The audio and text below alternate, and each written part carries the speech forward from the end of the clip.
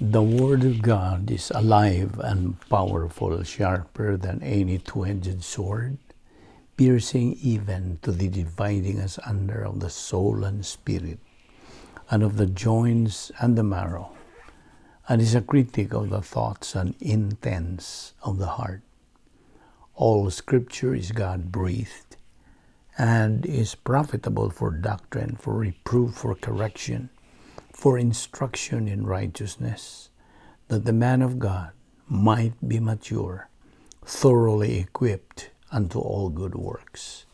Study to show thyself approved unto God, a workman that needeth not to be ashamed, rightly dividing the word of truth. The Bible says, "For God so loved the world that he gave his only begotten Son, that whosoever believeth in him shall not perish, but have eternal life."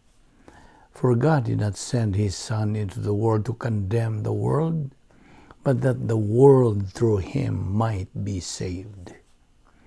He who believes in him is not condemned, but he who does not believe is condemned already, because he has not believed in the name of the only begotten Son of God. But as many as received him, he gave the right to become children of God, to those who believe in his name. Believe on the Lord Jesus Christ, and thou shalt be saved. We have been saved by grace through faith, that not of yourselves. It's a gift of God, not of works, lest anyone should boast.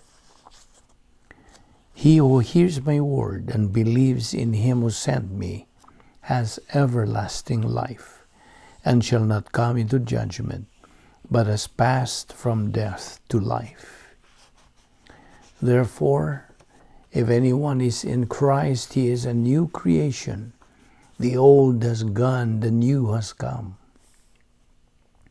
All this is from God, who reconciled us to himself through Christ, and gave us the ministry of reconciliation. That God was reconciling the world to himself in Christ, not counting men's sins against them, and he has committed to us the message of reconciliation. We are therefore Christ's ambassadors, as though God were making his appeal through us. We implore you on Christ's behalf, be reconciled to God. God made him, the Lord Jesus Christ, who had no sin, to be sin for us, so that in him we might become the righteousness of God. My people are destroyed by lack of knowledge. That's according to Hosea chapter 4, verse 6. There is therefore now no condemnation for those who are in Christ Jesus. For the law of life-giving Spirit in Christ Jesus has set you free from the law of sin and death. I give them eternal life, and they will never perish. No one will snatch them from my hand. The Lord is my helper, and I will not be afraid. What can man do to me? For all who are led by the Spirit of God are the sons of God. Whoever is not with me is against me, and whoever does not gather with me scatters. All things are possible for the one who believes. Well, before we continue our Bible study today, ikinahanglan ng atong pagpangandam, pinagi sa paggamit sa prinsipyo sa 1 Juan 1:9. The recovery technique or rebound technique. Atong ikupisal, isugid, hinganlan, atong i-enumerate, cite, acknowledge, admit, sa atong mga salang nabuhat nining adlaw. Kung dili nato kana ikumpisal kana mahimong babag sa atong pagtuon sa pulong sa Dios. Ug ang Espiritu Santo dili makalihok sa iyang function nga kanato kay na may babag. Therefore, ang 1 Juan 1:9 sa in English nagaingon, if you confess your sins, God is faithful and just to forgive you of your sins and to cleanse you of all unrighteousness. O gumani mo buhata ka na ikaw andam na usab sa pagpadayon, sa pagtuon, sa pulong sa Dios. O ganang kanimo higala nga wala pa'y kaluwasan, gidapit ka, giyawa ka. Sa paggamit niya ng imong kaugalingong kabubuton, sa in English free will, sa paghimo nimo labing may nungdanong decision.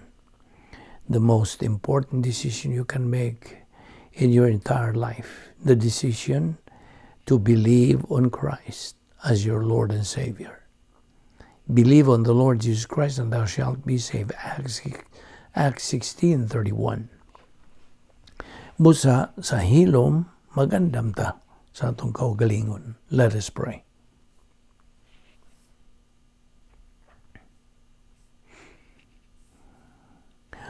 Magampo ta, mahal mo nga Diyos, nagapasalamat kami kanimo sa imong pagdala ka namo pag-usab, dinining dapita aron kami makapadayon sa pagtuon sa imong pulong. Salamat sa imong Bible study through the YouTube, ubo sa Vic Balbido Evangelistic Ministry. Ubani kami, tultuli kami, o ipatinaw ang imong mga kamatuoran ng adlaw. Kayong tanan namong ipasalamatan sa ngalan ni Ginoong Jesucristo. Amen. Mayong adlaw sa tanan, mayong himamat kaninyong tanan, mga labi na ng mga bag-o nga nagasunod na ning atong Bible study through the YouTube o kaninyo mga higala o mga igsuon diha ni Kristo. Welcome na usab. Naniya pa kita magadupot sa atong tunanan nga giuluhan og grace. Gracia, sabi ni Saya. Ato naman gining gi-define. Grace is all that God is free to do for man on the basis of what Christ has done at the cross. Ang grasya, mao kini ang buhat, lihok sa Dios alang kanato. Bisan dili kita angay, dili kita kanang takos nga mudawat niini.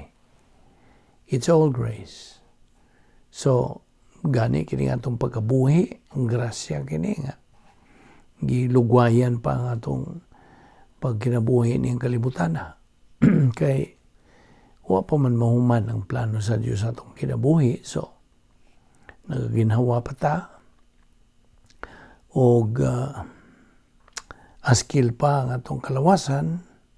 O tingaling uban ka nato, doon na naipangbati ang mga balatian na grasya gyapon ang nagalihok sa atong kinabuhi. Okay? So, pasalamat ta sa Dios. Gidaat kita din hinindapita sa makausapa. Aron kita makapadayon to take in His Word. Okay? So, padayon kita sa atong pagtuon. Unas tanan. Kitang mga magtutuo. Ni atong higayon nga atong idawat sa Ginoong Kristo nga atong manluluwas at the point of salvation. We receive that positional truth o sabi ni Saya, kamatuoran sa atong pagkahimutang. Mao kini ang matuod nato nga relasyon ngadto kang Ginoong Jesucristo, the true relationship with our Lord Jesus Christ. And this is equivalent to sanctification, which means separated, pinaglain, or pinalain. Now, kining ginganlan sa in English o positional truth.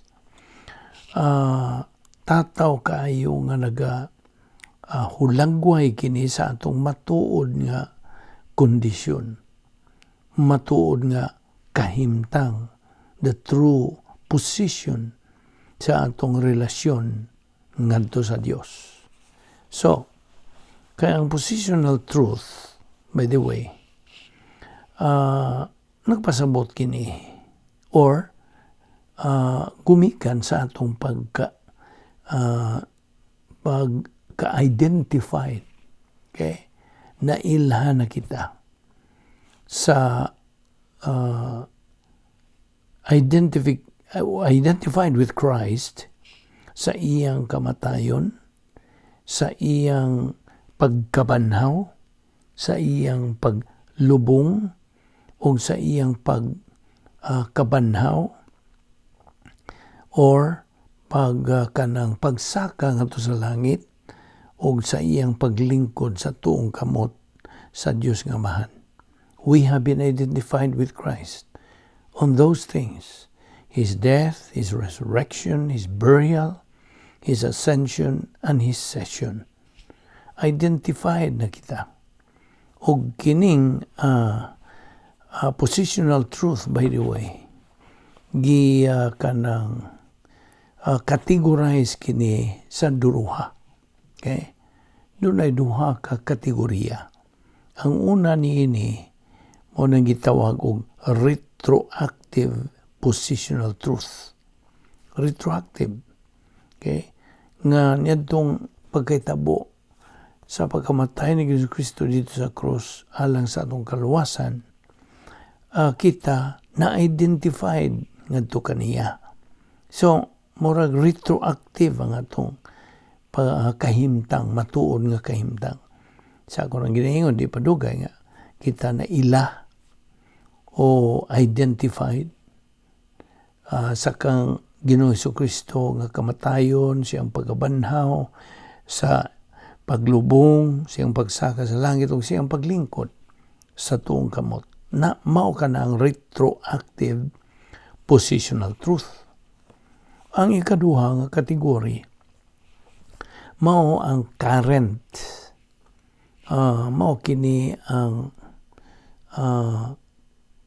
our positional truth now nga nagasugod kini sa pagkamatay espiritual ni Ginoong Jesucristo og ang iyang physical nga kamatayon dito magasugod. So our position now nga nagasugod dito sa pagkamatay ni Ginoong Jesucristo, spiritual death o physical death. So that's the current, that's the believer's position right now. Current. Okay? So, sabtagi na. Now, ang positional truth, gihubad na ko na siya, kamatuoran sa atong pagkahimutang. Ang tinuod bang pagkahimutang, positional truth is the key to understanding between the church and other dispensations. Okay? Now, kita nga mga church age believers, mga sakop na kita sa harianong panimalay sa Dios. Okay? Kining positional truth nagapatinaw, okay? Naga-explain clearly sa kalahian tali sa Christianity o relihiyon. Now, kaya actually, doon naman na duha ka klaseng mga tao ni ining kalibutan na karon. Duha ka klaseng mga tao, dili kay bahay o laki, kundi mga kanang class ba or kinds, matang sa mga tao. So, unsa man duha ka matang sa mga tao ni kalibutan na? Mga magtotoo o mga di magtotoo. Believers and unbelievers. Naibaw naman kanini. Review man lang ni. So, doon na po duha ka klaseng mga believers. Losers and winners. Unya, duha po ka klaseng mga unbelievers nga mga dili magtotoo. Unsa man ni sila? Kadtong lascivious, una, ikaduha, ascetic. Lascivious kini bang mga ngilan, mga kanang talamay, salawayon, mga kriminal, o mga lawayan, unsa pa diha, lascivious. Klase nis mga dili magtotoo. Ang ikaduha, kadtong mga buutan, mga maayuhon, kanang manghihatagon, mga hinimbahon, mga kanang santuson, manigingon nila, mga mayuhon, mahing tao ba in general, apan, maniginganlan og ascetic, mga relihiyoso, apan mga dili magtotoo. You see? Mao bitaw ng mangutana nga, di ba day igo na nga magbinuutan? Unya may langita. Magbinuutan lang kon. Mao na nga ang uban nga imong sangyawan as may balita sa kaluwasan, mayon sila. Awan ako magkinahanglan niya na gibuutan magong tao. Wa magkontra. Hinibahon mago. Kanang wa man kumanapaw, wa man kanang daog-daog sa uban. Wa man ko'y mga kanang salwayong buhat. So, mo ingon sila mga tarungan sila adi na ko kinahanglan kaluwasan. Kaya maluwas man tingali ko ning akong pagkabuutan. Dili. Kani yung pagkabuutan. Kaya kung mo ni basihan nimo nga mahilangit ka imong pagkabuutan, mabuhat man punas mga di magtotoo. Kasabot ka. Mga di magtotoo, mas labaw pang pagka-relihiyoso. Labaw pang pagkabuutan. Kaya mo man nilang gibasihan nga, mo na makapahilangit nila. No, ang ilang pagkabuutan is not as good enough nga mo na makapahilangit nimo. Gani ang imong pagkabuutan, imong pagkamayong tao, imong pagbuhat og mga mayong buhat sa tubangan sa Dios, kuha man na kanang gitandi man na sa pulong sa Dios nga kanang trapo nga mahugaw. You see, filthy rags. O na nga dili niya madawat. Okay. Now, may duha ka mga butang ni ining hisgutan din, human good and evil. Okay? Ang tawhanong maayo o dautan, magkuyog mo sila. Human good will turn into evil. At bangan kini sa divine good. May evil ang divine good. So mo na nga, human good and evil, they go together. In tandem na sila. Human good and evil. Hindi ko kay muhunong lang kas pag-ingon o human good. Mayroon gani kang human good and evil. Isumpay yun ang evil. Kay evil man yung mga tawhanong maayo, tawhanong kanang maing buhat. Na daghang mo sinta nini. Mulis kuhag magkaya dungog sila nini nga dili madawat sa Dios ang human good. So, human good and evil versus bangan kinis divine good. Ang divine good ragi madawat sa Dios, natural. Okay. Now, doing any of these two, ining human good and evil o divine good, doing any of these two is determined sa atong kaugalingong kaubuton. Ato bang kanang volition. You see? Mo ay magadeterminar. Kaya abin nimo, ang volition mao kini ang issue sa kinabuhi. It's the issue in life. Now, kung mabalik ta niyan itong paghisgot sa kaluwasan, when we believe in the Lord Jesus Christ, maulagi ito akong ingon nga, we have been identified with the Lord Jesus Christ in His efficacious substitutionary spiritual death dito sa cross. Hinumdumi nga si Ginoong Jesucristo wa mo dawat sa human good and evil dito sa cross. Wa niya dawata. He only accepted sin. Ang salara mo iyang gidawat. May hinungdan siya gihukman sa Diyos nga Amahan because of our sin. Sabtagi na. Mao nga ang sala is no longer the issue. Dili na lagi issue ang sala tungod kay gisulbad naman dito sa cross 2,000 years ago. Ang human good, aniya, unsa gyud bersikulo niining human good is filthy rags to God. Isaiah 64:6. Na diha basahan na.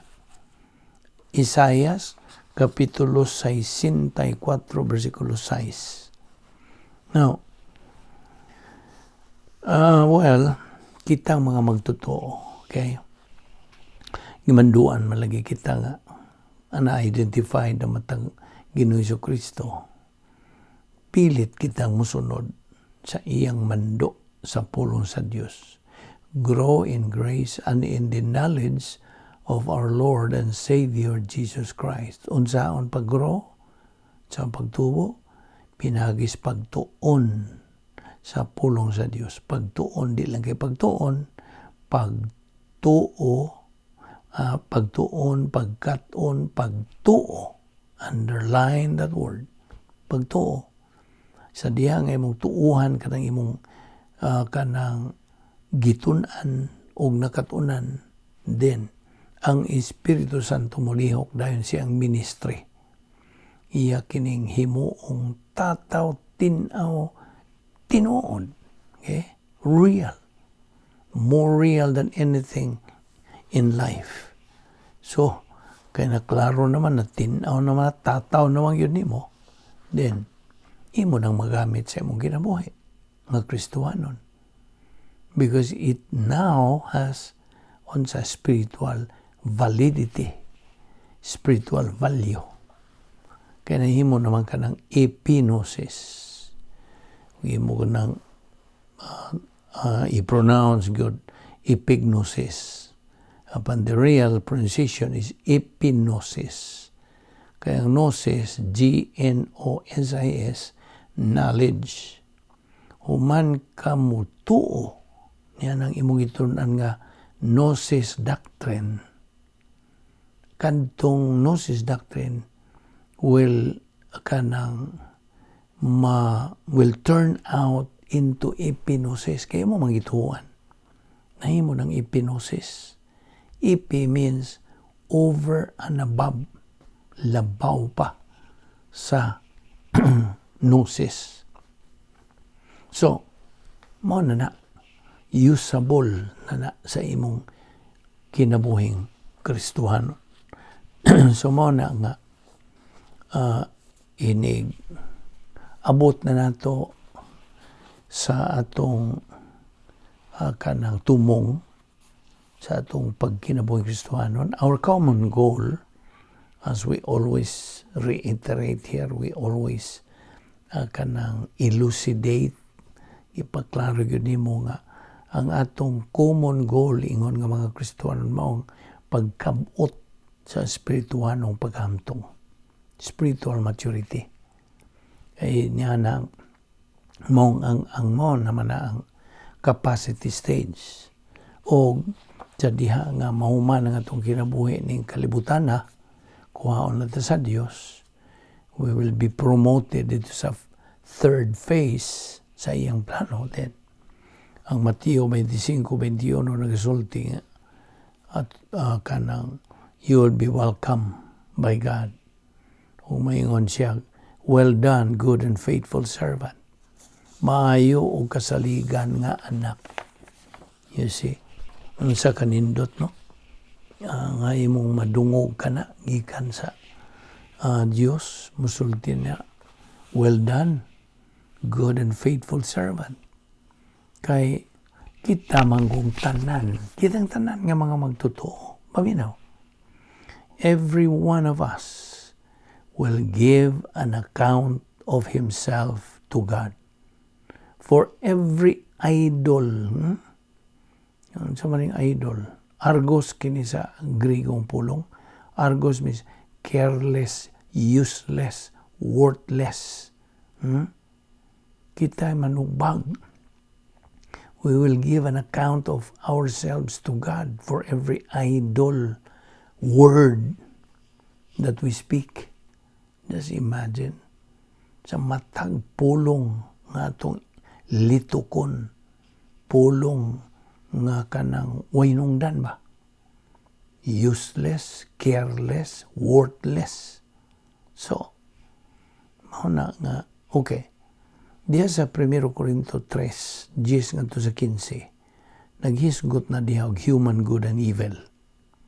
Kini human good and evil, kanang kaamgid, gusto ba nang ibinisaya? O gitandi. Okay, I think that's the right Visayan word. Ang atong human good and evil, mga mayong mga binuhatan ba nga tawhanon.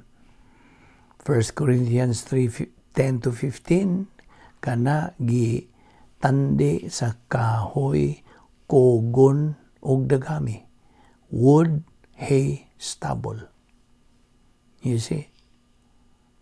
So it's either ang imong buhaton human good and evil or divine good.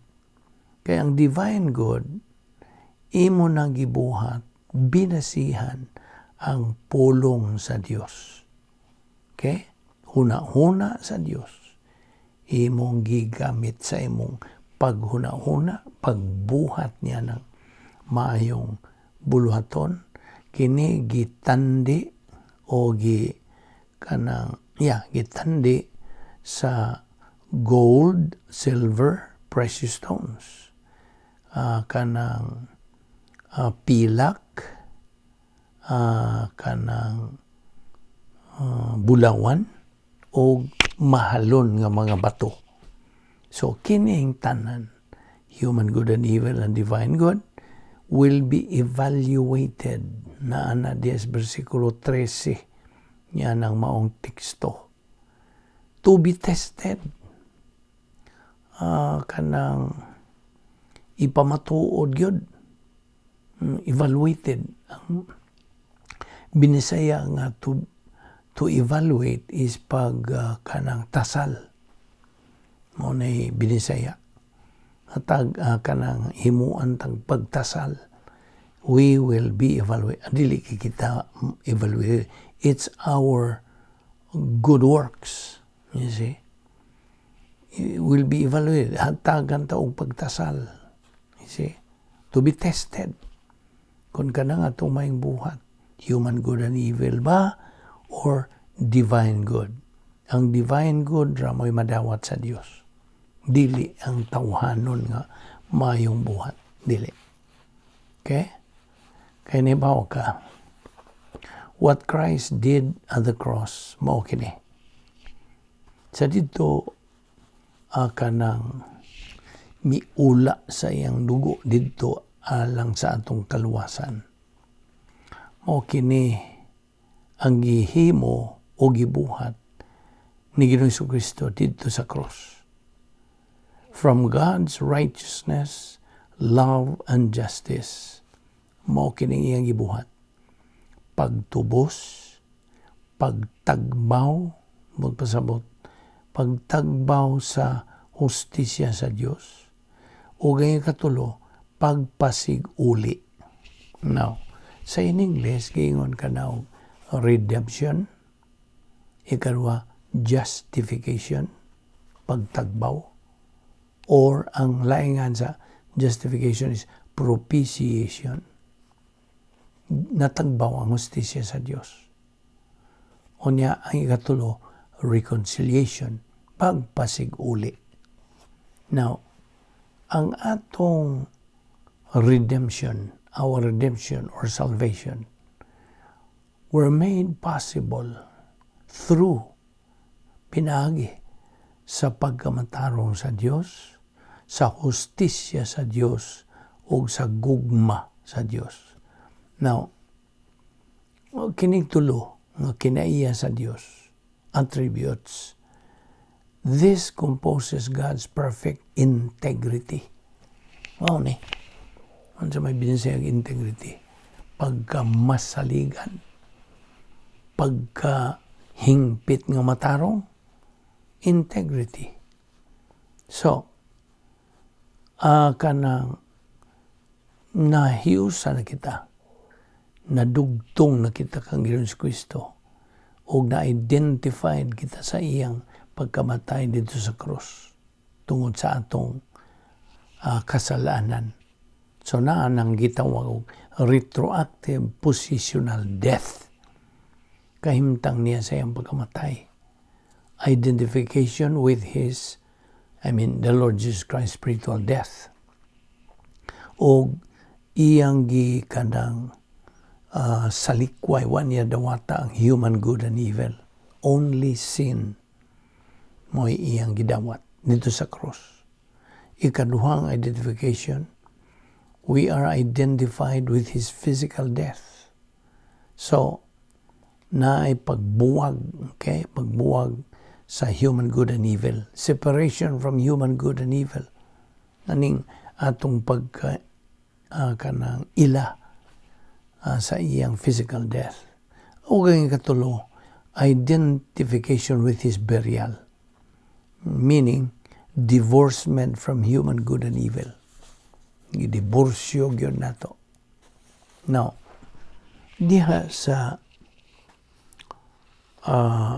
Isaiah chapter 5 verse 20 to 21, naghisgot diha, woe to those who call evil good and good as evil. Now, mao na rabagid niya ang trend inunta.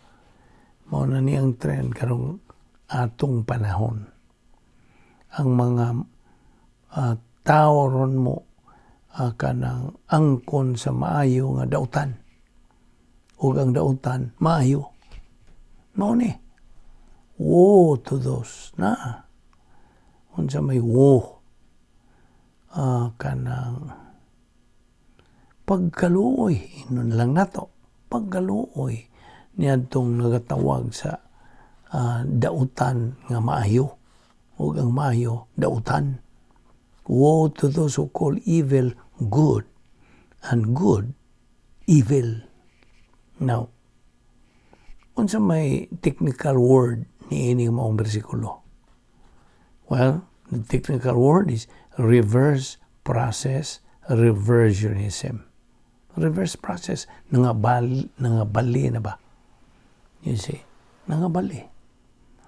Now, inumdumi katong tulo ka arrogant skills nga kanang atbangan kini sa 3 spiritual skills.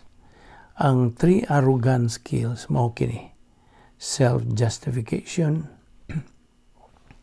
self-deception, o self-absorption. Naon sa man ang self-justification? Pagpangatarungan sa kaugalingon. See? Pangatarungan ka ba? Mao kini mo kadto, mao ning naingon ni ini, pangatarungan. Ang ikaduha, self-deception, ang imong pagkalingla sa imong kaugalingon. Ang ikatulo, self-absorption. Imo nagyong kaugalingon, ang imong tan-awa na ka magtanaw sa uban, bisag unsa ikaw ra gyud, me, my, mine, myself. You see, you are egotistic. Self-absorption. Arrogant skills na. Kining tulo. So, ayun na nagkalimti. Ang una, pagpangatarungan sa kaugalingon, self-justification. Ikaduha, ang pagkalingla sa imong kaugalingon. Katulo, ang imong pagtutok sa imong kaugalingon, ikaw o ikaw rin. Now, kanang doon na po'y duha ka matang sa imputation. Kining imputation mo na pag sulob, pag ganang inon tapag butang diha nimo mo na invitation. Ang uban ko kay ilang man gihubad og kanang pagpasangil na mura magbikil usahay. Anyway, basta masabtan na itong invitation na ay duha kamatang real o judicial. Ang real sa diha nga himplo nini sa diha nga si Adan ug si Iba ang atong unang ginikanan misupil sa gidili sa Dios dito sa Arden, sa Eden. Now, ang ilang status sukad yan to mo katong status nila mo na to ilang kahimtang physically alive but spiritually dead. Ya, nainumdong ka ba niyan tong formula for a person to be condemned, to be judged. Mo ni ang formula. AOS plus OSN equals spiritual death. Adam's original sin, dugangan sa old sin nature, ang resulta, spiritual death, nga nagkahulugan og hingpit nga pagkaimulag sa tao gikan sa Dios. Mo ni spiritual death. Although, physically alive siya na, bitaw nagalakaw-lakaw siya, kanang laroy-laroy, suroy-suroy din sa kalibutan, physically alive, apan spiritually dead. Putol ang iyang relasyon sa Dios. Wa gyud siya relasyon bisad gamay. Okay? So mo na nga ang una nga kind of invitation is real. Mo tong pag-impute sa ilang kahimtang. You see, when they disobeyed God's prohibition in the garden, mo na real invitation. Ang ikaduha is judicial. Unsa man yung judicial? Undeserved to be judged. Our sins were imputed on the Lord Jesus Christ. Si mo nanggingan lang, undeserved to be judged. Sige na Yesu Kristo. Dili siya angay unta. You see? Ang ikaduha, ang hingpit nga pagkamatarong sa Dios gi-impute, gisulob kini ngari kanato. So mo na judicial. So kadtong pag-impute sa atong mga sala ngadto kang Hesus Kristo, judicial imputation to. O laing ehemplo, ang pagkamatarong sa Dios, hingpit nga pagkamatarong sa Dios, gi-impute ngari kanato. I hope na sabtan mo na. Now, so, ano man lagi tay kinaiyang magasasala? O kini mo'y magatukmod, magatuod na to sa pagbuhat ng sala. Mawita doon sa Pablo nag-ingon nga di ko kasabot sa kong kaugalingon. Kadtong mga butang nga buot na buhaton, di noong ko kabuhat. O kadtong dili angay buhaton, maunoy ako mabuhat. Maunay kinaiyang mga sasala. Old signature. Nasa Roma 6:4, sa gisulti. Sa in English, nag-ingon ini. Knowing this, our old man, na kining old man, maunay description sa old signature. Kinaiyang makasasala. Knowing this, our old man is crucified with him, that the body of sin might be destroyed, that henceforth we should not serve sin. Na, kini may mo na ginigi yung nag-culprit to lead us to temptation. Now, by the way, kung bahin na ganig temptation, musingit po ng gamay pagpahinomdo mga. Ang tentasyon, dili sala. Okay? Kasabot ka? Dili sala ang tentasyon. Kanus aman mahimong sala. Umutan ako nimo. Nanibaw na magkastubag din. Apan kadtong mga bago, di pa katubag. Maglisod pa. Kanus aman mahimong sala ang tentasyon. Hindi magkasa ang tentasyon. Kanus aman mahimong sala. Tubag, mahimo ka ng sala sa diha nga ikaw musugot, muuyon, musanong sa pagbuhat niya ng maong tentasyon. You see? So temptation is not sin. It is succumbing. Pag sokom nimo mo ka ng muuyon ka niya ng maong tentasyon. Okay, ang buhaton ni. So kabuhat ka nagsala. Kasabot ka. So mao ka na ang atong pagpatinaw nimo. Now, kitang mga kanang mga magtotoo, okay, we believers will receive from God the so-called double portion. Double portion. Doble. Gikan sa pagkamatarong sa Dios nga Amahan o sa pagkamatarong ni Ginoong Hesukristo. Mo ni double portion. Now, kita nga mga magtotoo, gimanduan gyud nga patubuon kita sa atong kalag. Unsaon? Pagtuon, pagtuo, paggamit sa pulong sa Dios. Okay? There is no excuse, Raba. There is no excuse for believers not to advance in their spiritual life. Ngano? Tungod kay ang Dios nagasangkap sa tanan nga mga kahimanan. He has provided all of us believers the spiritual assets that we can use. Manang wag yo kay ikabalibad. There's no excuse. So, mo ni ang process nga itong gibuhat. Adlaw-adlaw, nagatuon kita sa kamatuoran, sa pulong sa Dios. Okay? Naamot nimo kung nabakay kainit sa panahon nga tuon tas pulong sa Dios. We are expected nga na natin pag hinam-hinam nga moabot na po ning atong Bible study through the YouTube nga imo na kining angkunon nga mao ni kinabuhi natong mga magtotoo. This is our life. Life is fabulous. Pagkanindot kulbahinam sa kinabuhi kung naa kay pulong sa Dios. Apan kung wa kay pulong sa Dios, ang imong kinabuhi miserable, makaluluoy, alaot. Kasabot ka? Klaro kayo ka na. Prinsipyo yun na. Gikan sa pulong sa Dios.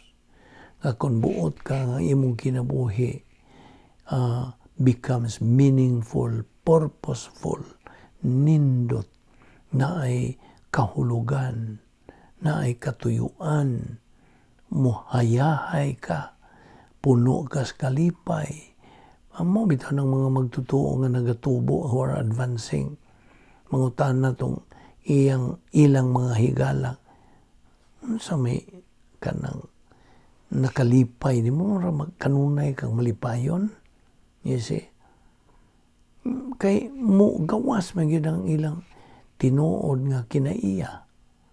Nagyod sila ikapakita sa kalibutan nga. Mo lagi na. Mo na na itawag og kanang bunga. You see? Bunga na ka na. Mo na gingon bitaw na abrihir ko na imong Biblia diya sa Mateo. Kapitulo 7. Okay? Kung na kay Biblia diya, abrihir. Matthew 7, 17 to 20. Naghisgot mangutag bunga. Okay? Now, diya sa versikulo 17. Even so, are you ready? Okay. Ako masahon.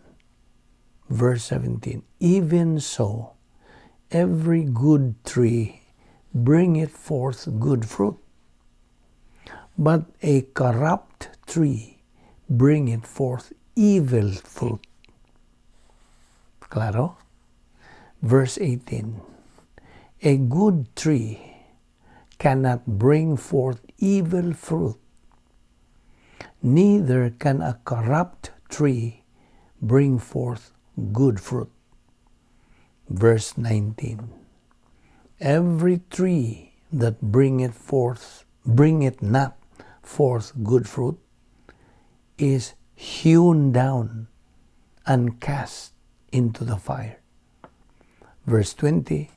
Wherefore, by their fruits ye shall know them.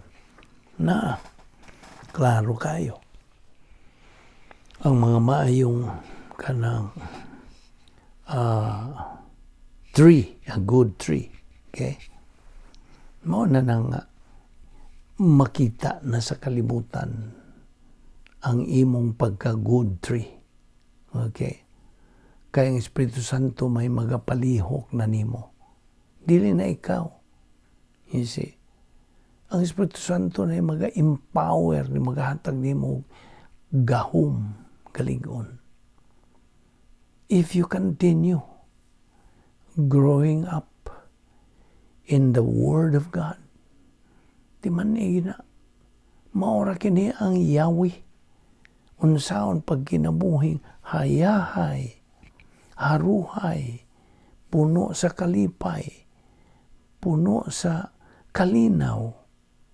Mao ni ang kinabuhi nga unique, dili kasagaran. Kay mao kini ang giandam sa Dios natong tanan nga mga magtotoo. Nanarapon na nimo mudawat kanining prinsipyo o di. Imo na na. Basta kini mo ka na gilatid sa Dios sa iyang pulong. Sige na tugtuon, hangtod kini maklaro na magtinaw, tataw kini. Unsa? Imo nang magamit, kay mo namang tuuhan. You see, we live by faith, not by sight. Pagtuo. Mao na nga, kini atong pagtuo, malig-on kini, maugmad kini sa atong pagpadayon sa pagtuon sa pulong sa Dios by hearing the Word of God. Romans 10:17, sa gisulti, faith na pagtuo cometh by hearing. Na kini mo karong gibuhat nga nagpaminaw ka, nag-absorb ka, din ato gitun-an nga mga kamatuoran sa pulong sa Dios. Faith cometh by hearing, and hearing by the Word of God. Na. Mao na nga. Wala na ba'y undang nga ini nga itong pagtuon sa pulong sa Diyos, ha? Natingali ang uban, marang hala, wana'y undang. Wana. Undang lang ni sa panahon nga kuhaon ako sa Diyos. Okay? Kung mahuman ang akong kinabuhi. So, I will be promoted to phase 3. Nakining phase 3 sa plano sa Diyos na. That's promotion kung kuhaon na ka sa Diyos. Apan, promotion na kung ikaw nagatubo. You are growing spiritually. Si mo na, saan mo pagtubo o di ka magtuon? Kasabot ka? Mo na yung process. Patunon tas pulong sa Diyos adlaw-adlaw. Hangtod nga kini mahimo yung second nature sa atong kinabuhi. Bisa kung sa atong buhaton, mauna ang atong basihan. Mauna ang atong kapasikaran sa atong pagkinabuhi. Aron sa ingon niya na, mahimaya ang Diyos. Okay? Siya ra ang makahimaya niya. Pinaagi sa atong unsa, pagtubo spiritually. Na ato ni padayon ugma.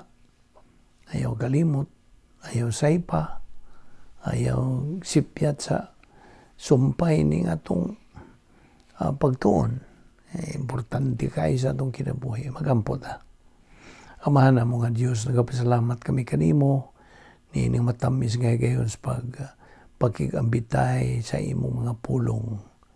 nining among Bible study through the YouTube ubo sa Vic Balbido Evangelistic Ministry. Panalangin ni kining maong ministry o Dios. Grasya man kinigikan sa imong hustisya o sa imong hingpit nga pagkamatarong. Salamat o Dios sa imong paglamdag kanamo. Hagita kami. Nagampo kami nga kini mahimong panalangin sa among kinabuhi. Among magamit kini sa among adlaw-adlaw nga pagkinabuhi. Kining tanan among gipasalamatan sa ngalan ni Ginoong Hesukristo, among bugtong manluluwas. Amen.